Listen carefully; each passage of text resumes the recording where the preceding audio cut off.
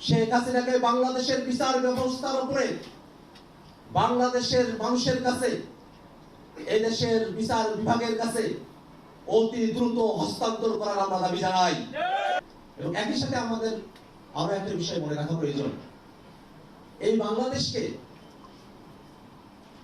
আমরা যারা 24-এর অভ্যুত্থানে অংশ নিয়েছি, এই প্রত্যেকটা মানুষই বিগত সময়ে কোনো না কোনো ভাবে আওয়ামী লীগের ফেসিবাদী শাসনের দ্বারা আমাদেরকে অতিষ্ঠ হতে হয়েছে, আমাদেরকে বঞ্চিত হতে হয়েছে এবং নানাভাবে আমাদের বিকাশকে আটকে রাখা হয়েছিল। এই সমস্ত কিছু যে শেখ হাসিনার নেতৃত্বে বাংলাদেশে সম্পূর্ণ হলো, সেই শেখ হাসিনাকে বাংলাদেশের আন্তর্জাতিক অপরাধ ট্রাইব্যুনাল তার অপরাধের প্রেক্ষিতেই, প্রমাণের প্রেক্ষিতেই সর্বোচ্চ শাস্তি ঘোষণা করেছে। কিন্তু সেই শেখ হাসিনাকে আমরা এখনো পর্যন্ত দেশে ফিরিয়ে দিয়ে আসতে পারি নাই। আমরা যদি যারা অপরাধী, যারা গণহত্যার সঙ্গে সম্পৃক্ত, যারা মানবতা বিরোধী অপরাধ করেছে, মানুষকে পুড়িয়ে হত্যা করেছে, সেই শেখ হাসিনার মতো খুনিদেরকে যদি শাস্তির আওতায় নিয়ে আসতে না পারি, তাহলে সামগ্রিকভাবে এই গণহত্যা এবং মানবতা বিরোধী অপরাধের বিষয়ে বাংলাদেশে ডেটারেন্স তৈরি করা, একটা বাধা তৈরি করা, এই বাংলাদেশকে সামনে থেকে অগ্রসর করা সম্ভবপর হবে না। এবং সেই জায়গাটা আমাদের প্রতিবেশী দেশ ভারত তারা সুযোগ হিসেবে তারা সেটাকে ব্যবহার করছে। একই তো শেখ হাসিনা যখন বাংলাদেশের ক্ষমতায়, তার সব ধরনের অপকর্মকে ভারত সাফাই দিয়ে গেছে।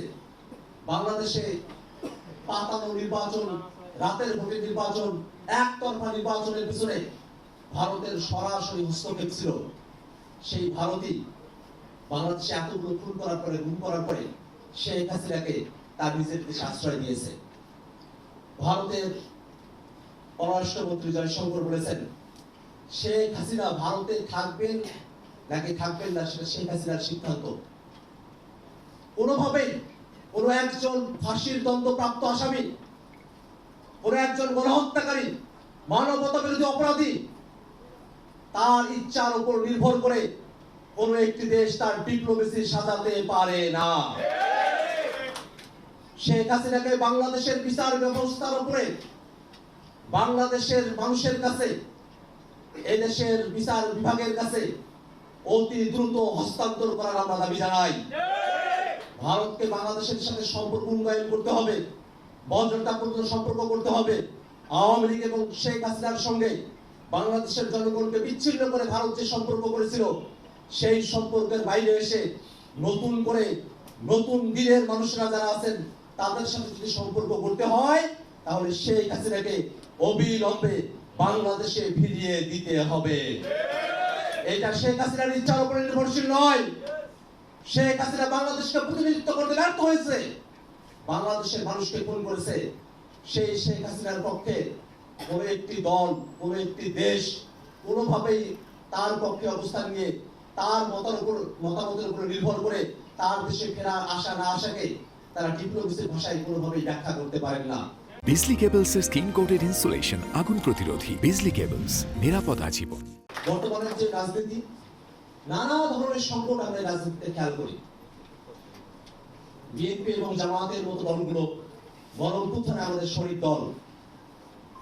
আমরা তাদের থেকে প্রত্যাশা করেছিলাম যে গণ অভ্যুত্থানের পর বিএনপি এবং জামাত তারা নতুন রাজনীতির প্রতি তারা প্রতিশ্রুতি প্রদান করবে।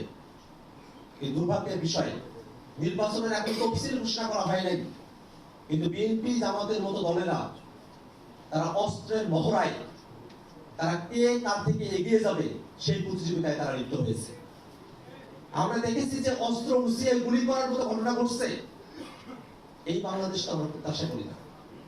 বিএনপি এবং জামাতের সাথে আমরা রাজনৈতিকভাবে প্রতিযোগিতা করতে চাই, কিন্তু তারা যদি অস্ত্রের প্রতিযোগিতায় আসেন, তাহলে তাদেরকে আমরা স্মরণ করিয়ে দিতে চাই যে শেখ হাসিনা শুধু তার দলীয় বাহিনী নয়, বাংলাদেশের সকল বাহিনীকে অস্ত্রে সজ্জিত করে 24-এর অভ্যুত্থানে জনগণের বিপক্ষে গুলি করতে মাঠে পাঠিয়েছিল। সেই সব বাহিনী এবং আওয়ামী অস্ত্রধারীরা তারা তাদের অস্ত্র গুটিয়ে বাংলাদেশ থেকে তারা ভারতে পালিয়ে যেতে তারা বাধ্য হয়েছিল।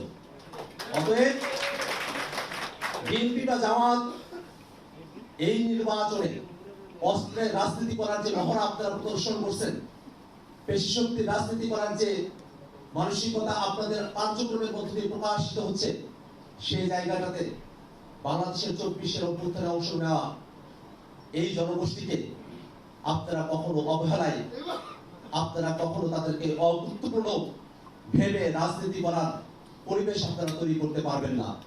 কারণ বাংলাদেশের এই 24-এর অভ্যুত্থানে যারা অংশগ্রহণ করেছিল, তারা এই বাংলাদেশে অস্ত্রের রাজনীতি দেখতে চায় না।